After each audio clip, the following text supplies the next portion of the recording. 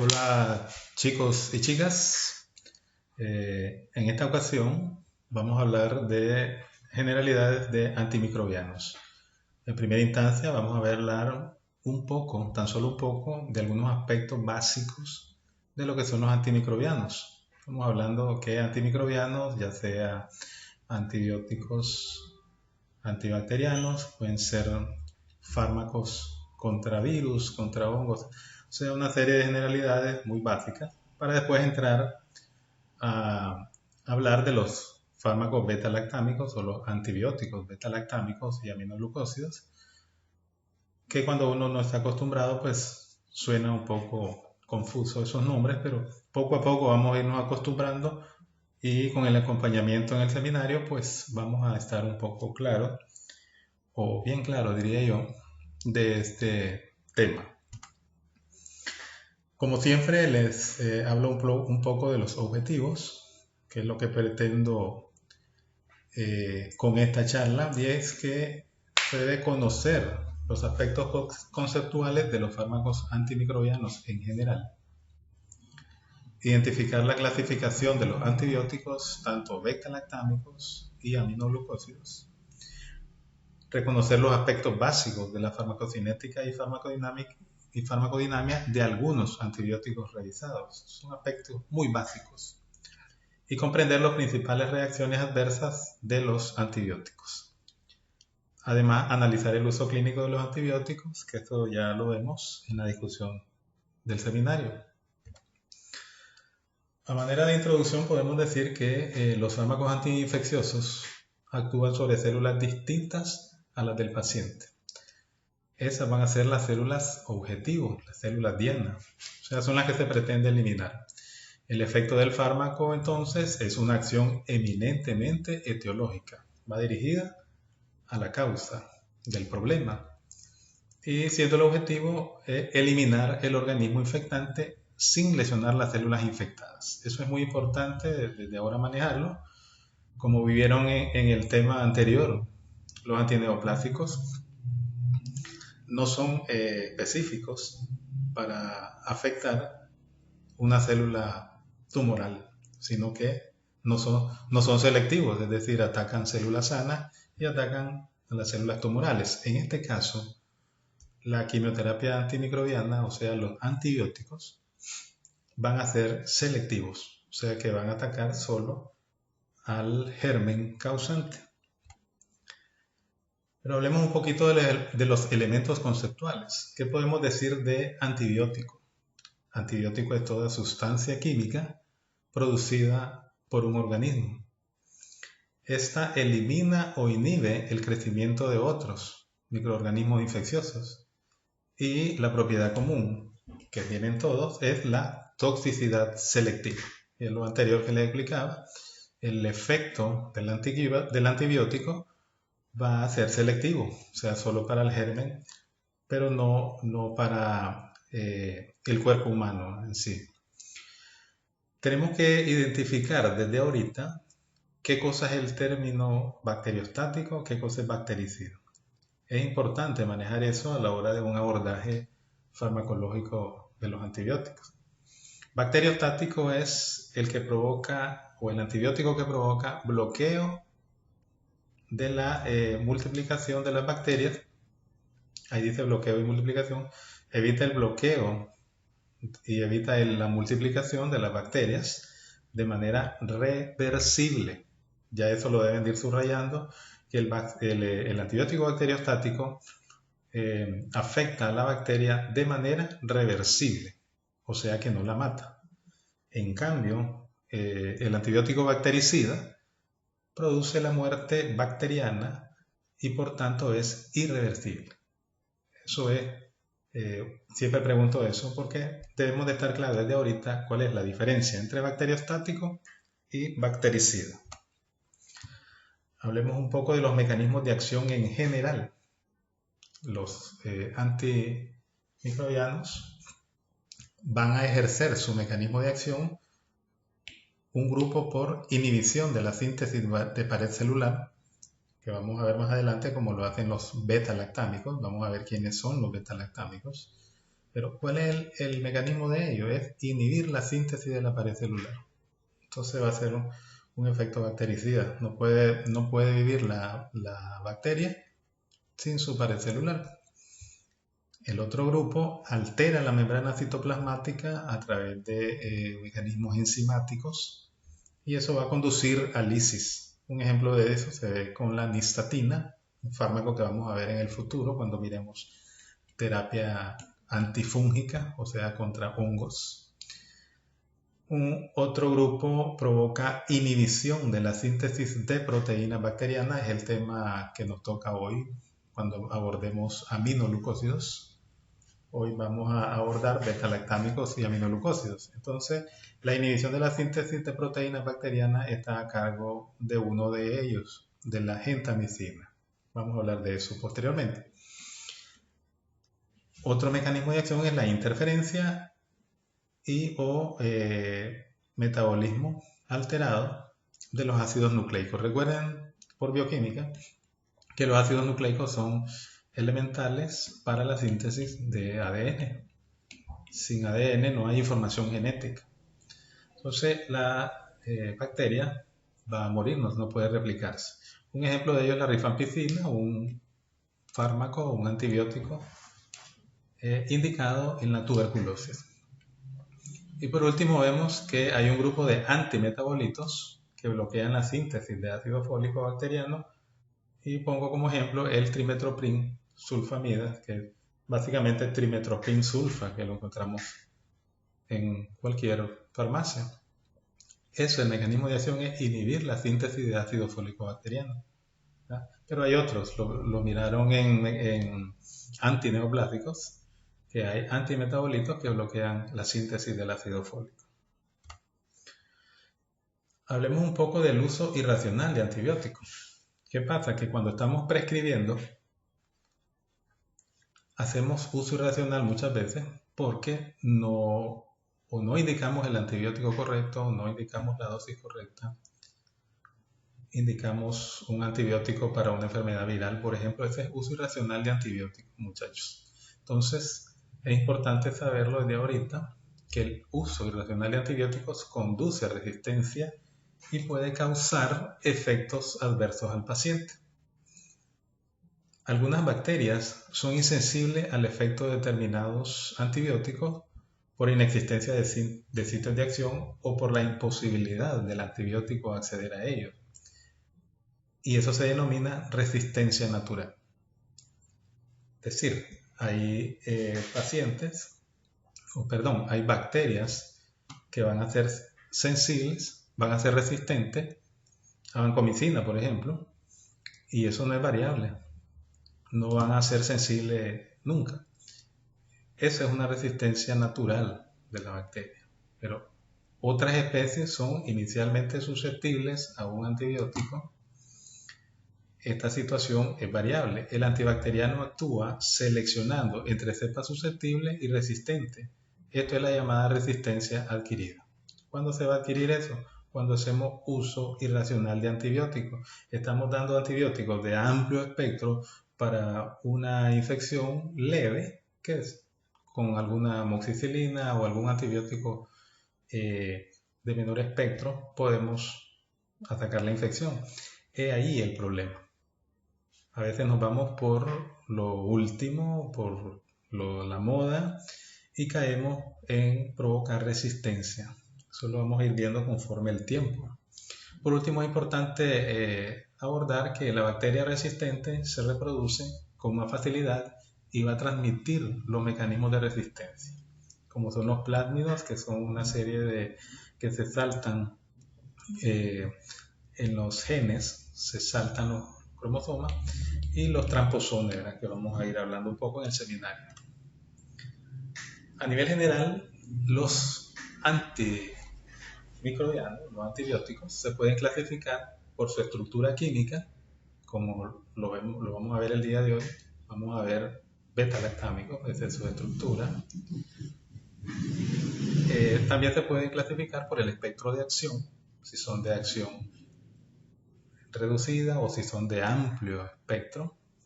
Por su efecto antimicrobiano pueden ser bactericida, bacteriostático, o por su mecanismo de acción que ya revisamos anteriormente, que inhiben la pared celular, inhiben la síntesis de proteínas, etc. Es importante conocer que la selección correcta del antibiótico es fundamental para el éxito. Lo decíamos en el uso racional del medicamento. Si hacemos uso racional, vamos a obtener una buena respuesta. Si hacemos uso irracional, vamos a obtener una respuesta errónea y le vamos a provocar efectos adversos al paciente. Entonces, un antibiótico erróneo va a ser ineficaz. Podemos, en este caso, entonces, hacer o indicar un antibiótico bacteriostático más un bactericida, y eso es un antagonismo. No va a haber un efecto correcto ahí, se contraponen. Podemos indicar un bactericida más otro bactericida, siempre y cuando sean de otro grupo, y vamos a tener un efecto sinérgico. Eso sería una buena indicación si lo amerita el paciente, si son de grupos diferentes. Ahora entremos a ver lo que son los antibióticos beta-lactámicos. En el seminario vamos a explicar por qué se le dice beta-lactámico y todo eso. Pero miremos ahora cuáles son, a rasgos generales, los antibióticos beta-lactámicos. Estos grupos de antibióticos comparten una estructura y mecanismo común. Estos van a inhibir la síntesis de péptidoglucano, que es muy importante para la síntesis de la pared de la célula. Entonces, sin la pared de la célula, la bacteria no puede crecer y obviamente va a terminar con lisis celular, con la muerte celular. Entonces va a haber una lesión de la membrana y por último muerte celular. ¿Qué cosa es eso? Un efecto bactericida. Cuando hay muerte celular, recuerden, es un efecto bactericida. Ellos están indicados en las neumonías, meningitis, infecciones cutáneas, óseas, articulares, etc. Tienen una amplia gama de indicaciones. Y es importante saber que estos tienen mecanismos de resistencia a través de las beta-lactamasas, a nivel de cambios estructurales de las proteínas de unión que impiden el acceso a la membrana. Este grupo está compuesto por penicilinas, cefalosporinas, carbapenémicos, inhibidores de las beta-lactamasas. Hablemos ahora un poquito de las penicilinas. Entre los antibióticos más utilizados están las penicilinas. La primera que surgió fue la penicilina G, la penicilina B o la penicilina oral. Estas van a ser efectivas a cepas sensibles de coco gram positivos. Tienen un principal problema las penicilinas y son la beta-lactamasa. La beta-lactamasa van a inhibir la acción del fármaco. Ese es el gran problema de las penicilinas, la existencia de beta-lactamasas. Pero aún así se usan efectivamente en neumonías, faringomigdalitis, en algunos casos. Hay penicilinas semisintéticas, hay resistentes a beta-lactamasas como la meticilina, lo hay de amplio espectro como amoxicilina y ampicilina, y penicilina antipseudomonas, que son la ticarcilina y la piperacilina. ¿Cuáles son las características generales de las penicilinas? Que tienen una absorción variable por vía oral, o sea que puede ser inactivada por jugo gástrico, y tienen eliminación por vía renal. Eso implica, ¿verdad?, tener cuidado a la hora de prescribir penicilina si el paciente tiene alguna alteración renal, tiene la tasa de filtración glomerular alterada. Es importante saber que atraviesan la placenta, es decir, tener cuidado. Hay que valorar el riesgo-beneficio cuando la paciente está embarazada, porque las penicilinas atraviesan la placenta.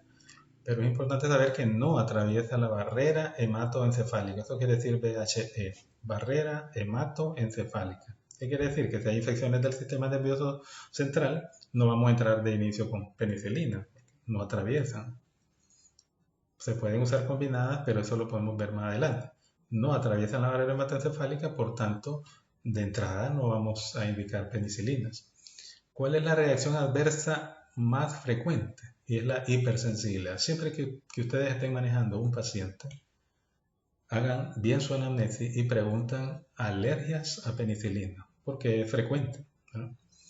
Entonces, la reacción más frecuente va a ser la hipersensibilidad. Ahora hablemos de la cefalosporina. Existen más de 20 cefalosporinas diferentes. Son una de las familias de antibióticos más amplias, con un mecanismo de acción similar a la penicilina. Las hay de primera generación, de segunda generación, de tercera generación, de cuarta generación y actualmente se habla de una quinta generación. Van a ver en los libros de textos que solo hablan de 4 generaciones, pero ya revistas actuales hablan de una quinta generación. Entonces, ¿en qué antibióticos están agrupados en la primera generación? Cefalexina, cefradoxil o cefradoxilo, que es lo mismo, cefradina, cefazolina. Estos van a ser útiles contra cocos gram positivo. ¿Cuáles son estos? Estreptococos, por ejemplo. Cocos gram positivo. Estas bacterias productoras de beta-lactamasas son resistentes.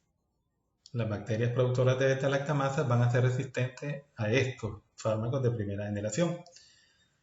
¿Cuál va a ser la indicación de estos antibióticos? En la infección de vías urinarias, eso quiere decir IBU, pero en el embarazo, el ejemplo es la cefalexina, está en el protocolo del Ministerio de Salud de Nicaragua, en algunas IRAS, en algunas infecciones de piel. Los de segunda generación, cefaclor, cefoxitina, cefuroxima, son más potentes que las de primera generación, pero solapadas ya por las de tercera generación que son más fuertes. Van a estar indicadas para infecciones gram negativos, y les pongo el ejemplo como el Haemophilus influenza, y los de tercera generación van a estar clasificados ahí los siguientes antibióticos: ceftazidima, ceftizoxima, ceftriaxona, está un poco mal escrito ahí, ceftriaxona es el nombre correcto, cefixima, y estos van a ser efectivos contra tanto gram positivos como gram negativos. Ahí la ventaja de usar cefalosporinas de tercera generación. Es importante decir que estos son resistentes a la beta-lactamasa, ¿verdad?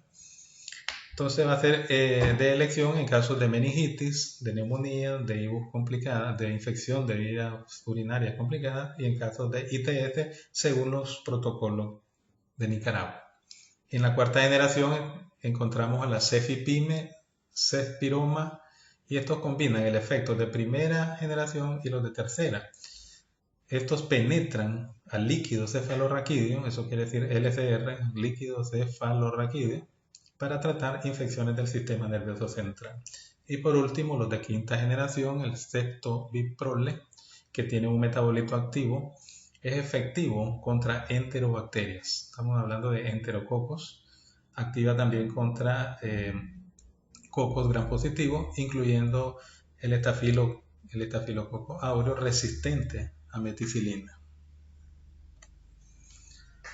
Hablando entonces de las generalidades de las cefalosporinas, su característica es que la vía más utilizada es la parenteral. Este es el caso de la ceftriaxona, por ejemplo. La vía utilizada es la parenteral, pero van a encontrar que, por ejemplo, la cefixima es por vía oral. Tienen una eliminación renal, excepto la ceftriaxona, y atraviesa la placenta. Eso es importante valorar a la hora de indicarlo en la paciente embarazada. Ahí les dejo las dosis pediátricas para que las discutamos en el seminario. Léanla y la vamos a discutir. Es importante saber que los efectos adversos de la cefalosporina es la hipersensibilidad cruzada, entre ellas o con penicilinas. Se presenta una inhibición plaquetaria y va a haber nefrotoxicidad, puede haber daño renal. Puede presentarse alteraciones sanguíneas en los ancianos porque hay una interferencia en el metabolismo de la vitamina K, y algunos pacientes presentan diarrea, como es común para casi todos los antibióticos, que barren con la flora bacteriana y producen diarrea. Ahora, siempre hablando de los antibióticos beta-lactámicos, hablamos de carbapenems y monobactámicos. Las características de esto es que no se absorben por vía oral, van a entrar al líquido cefalorraquídeo, entonces pueden ser utilizados en infecciones del sistema nervioso central y tienen una vía de eliminación renal para tener cuidado cuando el paciente tiene una tasa de filtración glomerular alterada. Sus reacciones adversas, las convulsiones a altas dosis. Puede haber hipersensibilidad, vómitos o diarrea. Estos van a estar indicados en tratamiento de microorganismos gram negativo productores de beta-lactamasas y resistentes a penicilina. En ese caso se van a indicar carbapenémicos. Entonces, entre los carbapenémicos están el imipenem, meropenem y ertapenem, que son antibióticos de utilización intrahospitalaria. Entre los monobactámicos está el aztreonam, que también son de uso hospitalario. Incluye aparte los beta-lactámicos inhibidores de beta-lactamasa, que son el ácido clavulánico, el sulbactam y el tazobactam. Estos se usan en combinación con otro antibiótico, porque en la guía voy a poner una pregunta sobre al respecto, y es que lo que hace el ácido clavulánico es que destruye la pared de la bacteria para que la amoxicilina haga su trabajo, entonces tiene que combinarse. Con el ácido clavulánico está la amoxicilina más clavulánico, con el sulbactam está la ampicilina sulbactam, que es excelente antibiótico, y con tazobactam está la piperacilina con tazobactam. Están también los beta-lactámicos glucopéptidos, en ellos están la vancomicina, teicoplamina, y por el otro lado está la daptomicina. La vancomicina más usada a nivel hospitalario. Estos son inhibidores de la síntesis de pared celular. Van a ser eficaces contra gram positivos y contra estafilococos resistentes a meticilina. Esto quiere decir SARM. Están indicados en colitis pseudomembranosa, estafilococos multiresistentes y se van a indicar entonces en pacientes graves, alérgicos a penicilina o a cefalosporina. Asimismo que un grupo de pacientes con endocarditis. En las reacciones adversas medicamentosas están los escalofríos, la fiebre, también ototoxicidad, nefrotoxicidad y síndrome del hombre rojo. Esto provoca un tipo de hipersensibilidad y eso es porque se da una liberación de histamina. Entonces en estos pacientes se bajan las dosis o lo común que se puede hacer es que se hace una premedicación, una profilaxis con antihistamínicos para evitar ese efecto. La daptomicina es un nuevo antibiótico de espectro similar a la vancomicina y está indicado en casos de estafilococo resistente a meticilina.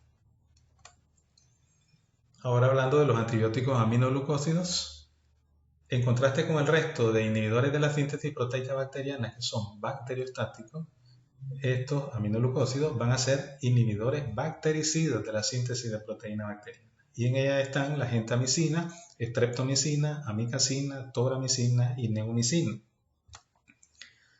Hablando en general de los aminoglucósidos, estos inhiben la síntesis de proteínas por penetración de la membrana y eso se da por transporte activo.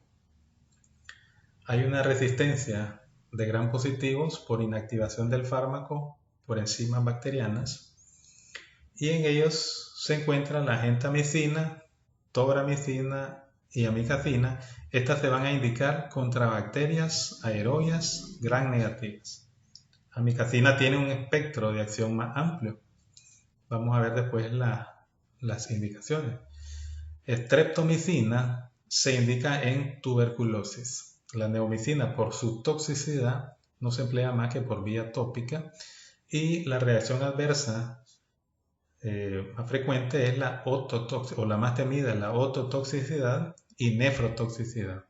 Además que puede provocar bloqueo neuromuscular por liberación de acetilcolina en la placa motora, pero ese es menos frecuente. Lo más frecuente y lo más temido es la ototoxicidad y nefrotoxicidad. ¿Qué significa eso? Que siempre tienen que valorar el riesgo-beneficio cuando indiquen un aminoglucósido, porque el uso incorrecto a dosis incorrectas puede conllevar a daño óptico o daño renal. Es importante saber entonces que estos grupos de antibióticos presentan sinergia con inhibidores de la pared, entonces de la pared bacteriana, y entonces se pueden combinar. Van a haber combinaciones de ampicilina más gentamicina, por ejemplo, ampicilina más amicacina, por ejemplo. Es importante saber que atraviesa con dificultad la barrera hematoencefálica, entonces pueden usarse en combinación con otros antibióticos para atacar infecciones del sistema nervioso central. Atraviesa la barrera placentaria, entonces nuevamente les digo, tienen que valorar el riesgo-beneficio cuando se use en la mujer embarazada. Aún así van a ver el protocolo del MINSA en cuanto al tratamiento de las infecciones de las pacientes embarazadas y está la gentamicina en el protocolo. No se metabolizan y su eliminación es por filtración glomerular. Entonces ahí tenemos las principales indicaciones de gentamicina. La primera elección en neumonía grave y muy grave en niños de 1 a 3 meses. Primera elección en sepsis de origen extrahospitalario con foco intraabdominal. Onfalitis localizada en niños pretérminos o con bajo peso al nacer. En infecciones por cateterización, en la sepsis neonatal. Síndrome de dificultad respiratoria en neonato. Infecciones del tracto urinario en niños y neonatos. También en heridas por mordeduras de serpiente es la primera elección en adultos con colecistitis aguda, coledocolitiasis, úlceras de presión infectadas y adultos con politraumatismo, apendicitis aguda. Amicacina es indicado en infecciones por gram negativos resistentes a gentamicina. En el pasado se miraba mucho el uso de amicacina para la diarrea. Cuando miremos ese capítulo, vamos a ver que la diarrea no se trata de esa manera. Pero en el pasado se miraba mucho que el paciente con diarrea se le aplicaba amicacina. Entonces, si ustedes ven, solo están indicadas en infecciones por gram negativos que son resistentes a gentamicina. Ahí les dejo las dosis, las revisan. Vamos a discutir eso en el seminario. Y como resumen, hemos estado hablando de las generalidades de antibióticos, de antimicrobianos, perdón. Apréndanse las generalidades, los mecanismos de acción de los antimicrobianos, cómo se clasifican los antimicrobianos, qué cosa es un antibiótico, cuándo es bactericida, cuándo es bacteriostático. Hablamos de los beta-lactámicos, que entre los beta-lactámicos hablamos de las penicilinas, de las cefalosporinas, del carbapenems y monobactámicos, del ácido clavulánico, el sulbactam y el tazobactam, que en este caso los que más usamos son las cefalosporinas, en ellas la ceftriaxona, también usamos la penicilina procaínica, la benzatínica, la cristalina, háganle énfasis en eso. De la cefalosporina la que más usamos es la ceftriaxona, que es por vía parenteral. Entonces tenemos que saber mecanismo de acción, dosis, para poder indicar la ceftriaxona en su momento. Y del ácido clavulánico, que también lo tenemos a mano y tenemos que saber tanto mecanismo de acción, dosis, como reacciones adversas y otras características de estos antibióticos. Por el otro lado están los glucopéptidos, como la vancomicina, que es de uso intrahospitalario, van a aprender mucho cuando roten en el hospital. Y también tenemos el otro grupo, los aminoglucósidos. ¿Cuáles son los que más usamos? Gentamicina, amicacina. Vamos a hacer unos casos clínicos ahí también de gentamicina para discutir dosis e indicaciones. Y por último, entonces, hay que leer muy bien el capítulo y vamos a discutirlo en el seminario.